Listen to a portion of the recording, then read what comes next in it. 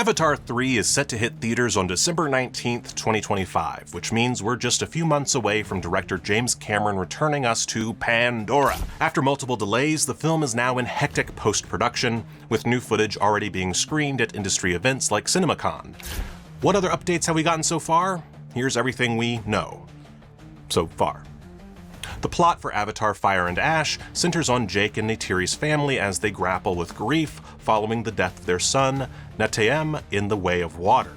And for the sake of full transparency, real quick, it's been several months since I rewatched Way of Water. I do not remember how to say all of these names properly. Sue me, they're fiction. Anyway, the story will introduce the Ash People, a new aggressive Na'vi tribe led by the fiery Varang, as the conflict on Pandora escalates. This installment will showcase a new fire-based environment and explore darker themes as the family faces the antagonistic Mengquan clan.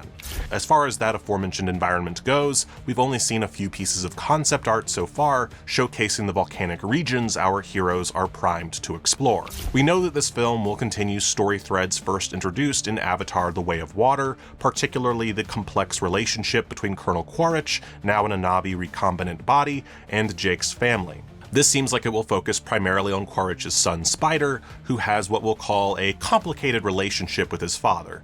Based on script excerpts revealed in the Way of Water bonus features, Spider will seemingly gain the ability to breathe Pandoran air in the sequel. How exactly this happens remains a mystery, though theories suggest Kiri's connection with Eywa might play a role. There's also the question of how this development might affect Quaritch, who appears to be set up for a potential redemption arc following his son saving his life at the end of The Way of Water.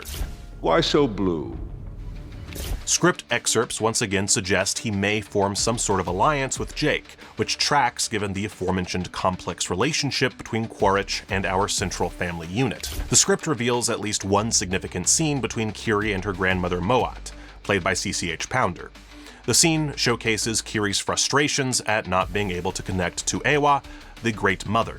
Moat has one particularly intriguing line, quote, "I do not understand this, why the Great Mother would save the boy, then deny you now." This cryptic statement has led to speculation about Eywa's motivations and which boy she's referring to. The script pages also introduce a new character named Varu, though there's some uncertainty about whether this might actually be Tarsem, played by Keston John, who was initially named Varu in early drafts before being changed to Tarsem in The Way of Water. It's confusing. Production designer Ben Proctor told Empire that we're also in for one heck of an action sequence, stating, quote, "We're going to see an airborne and waterborne battle for the ages as the Pandoran forces and RDA clash in a really interesting environment." He also stated that the face-off will make the Way of Water's end battle look like, quote, "nothing but a skirmish." This is pretty exciting news considering just how wild that end battle really got. The note that it will take place in a, quote, "really interesting environment" suggests we may even get this big dust-up within the confines of the Ash People's surroundings, potentially adding fire to the promised air and water elements.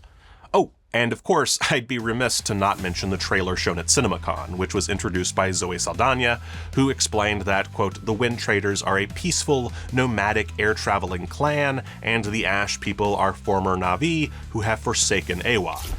Exactly what makes a Na'vi former is up for debate, but whatever. Semantics aside, the footage sounds incredible. It features the Wind Traders battling the Ash People, with the former manning hot air balloons while the latter take flight using the Ikran, who have been previously seen in the franchise. You know, the flying dragon-looking subguns, also known as mountain banshees. Those guys. The principal cast from The Way of Water returns, of course, with the cast including Sam Worthington's Jake Sully, Zoe Saldana's Neytiri, Sigourney Weaver's Kiri, Brian Dalton's Loak, and Trinity Jolie Bliss's Took.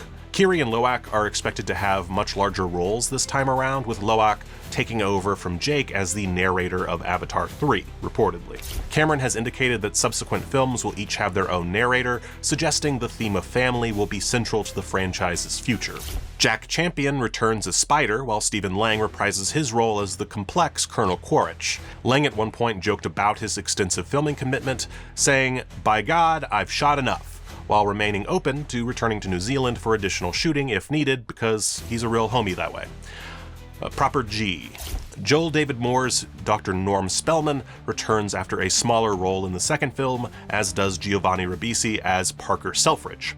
The giant whale-like creature Payakan is also set to return, potentially finding acceptance among his Tulkun clan after his previous exile for breaking their non-violence policy. As far as new cast members go, David Thewlis has been cast as Pelak, the chief of the Wind Trader clan. These nomadic Na'vi are described as similar to camel caravans of the Spice Road back in the Middle Ages, using massive flying creatures to travel.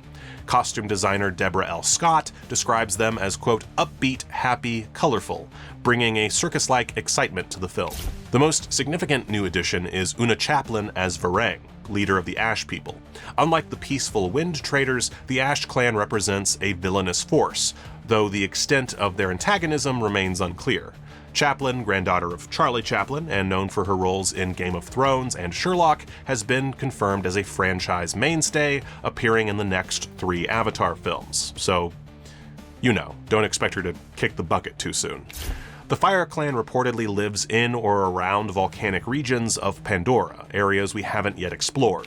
Based on the imagery provided by Empire magazine, the Mengquan live in desolate areas where their home tree and surroundings have been reduced to ash, a clear metaphor for the grief theme running through the film.